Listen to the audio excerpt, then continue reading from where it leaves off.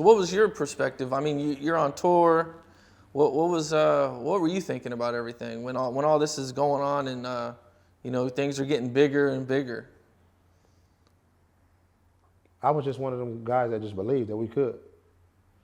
I was always the type of kid that felt like I can do anything. You know what I'm saying? So this was just another thing that we was doing that I felt like we can do. And we worked on it, stayed on it, and eventually, we got to the point to where we was at. Yeah. Tell me about the long nights and the working hard and the grind. Sleeping in the studio, arguing with your girlfriend because you're not coming home on time. Everything, not seeing your family, not seeing none of your friends, but the ones that's in there doing what you're doing.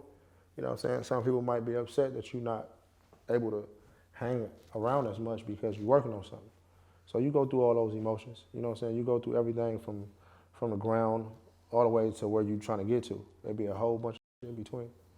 So talk to me about your friends that are still in the street that are mad. That I don't know. I think you said they might be a little mad at you because you ain't hanging as much. No, I'm saying then when we first started. Right. You know what I'm saying? We was a little younger then. You know what I'm saying? When we first started, and we started doing this. You know what I'm saying? Before we started doing it, we was hanging. We was in the hood every day, every single day. And then we found something that we wanted to do, and we started doing it, and it just, not without knowing, it moved us. It took us to wherever it took us to. You know what I'm saying? Right. And a lot, and I understand that. You know what I'm saying? A lot of people was just probably afraid to do certain things, or they want to do it. So I don't take that as nothing. I just take it like they probably just want to do this shit too. You know what I'm saying? They ain't figured it out yet. Nipsey used to go to a lot of different hoods with his jewelry on, and he would be accepted everywhere. Were you guys ever worried about him being so casual in the streets? I mean, kind of, sort of towards the end, a lot more, because as the music grew, we got bigger, and you know what I'm saying. And when you like a celebrity or you doing music, you become a person that everybody knows. You know what I'm saying? Yeah. You become a person that everybody knows. So it's like, it can be someone trying to hurt you, or it can be a fan, or it can be anything. And you know what I'm saying? It's important to be safe because you don't know. And especially coming from where we come from, we come from a certain area. You know what I'm saying? I can't say that everybody in the world is just rocking with that area. You know what I'm saying? So of course you got to be safe out here. Yeah, I mean, do you think rappers are more of a target? Of course, 1,000%.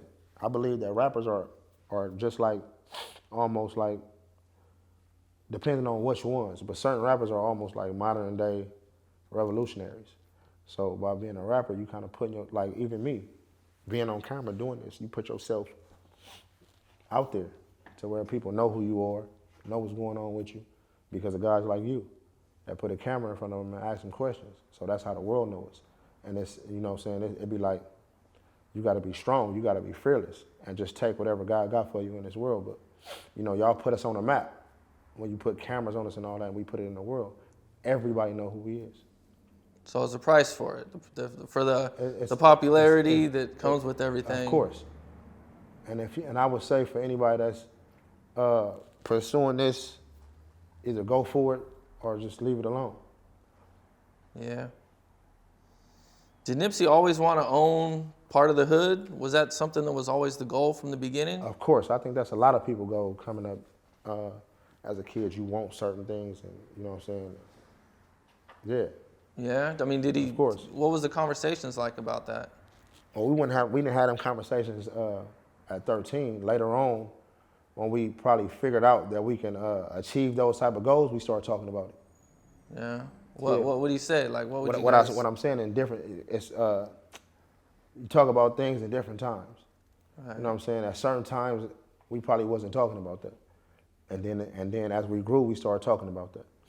So coming up in the area you come from, you never know what can happen. It's just life got crazy twists and turns. So when you a kid coming up in Los Angeles, in the inner city, and you a minority, a lot of kids are raised up thinking they not gonna make it from the gate. You know what I'm saying? It already be poverty and fucked up shit going on around him and in the house. Making it to the level that you guys made it to, were you, when Nipsey was like, yo, I'm about to open up this store, was there any like, hey, you know what I'm saying? Like right in the middle of the hood, were you guys worried that he might be a target or anything? Of course, we knew that. Yeah. Everybody a target. It wasn't Nipsey. Everybody was a target. You know what I'm saying? Besides, you know what I'm saying? That's what happened to Nip happened to, I can say, thousands of people. Right, but it just wouldn't have felt right to open up a store anywhere else. Was that? I mean, of course, this is the second store right here. We standing in the second store now. This was a store that the Crenshaw A&B Pro store was a store that we doing, the second store, and eventually we was going to expand. That's the plan, and it's still in order though. We still doing it. Right. Okay, so this was part two, and where else were you guys going to open up stores? Everywhere, all over the world.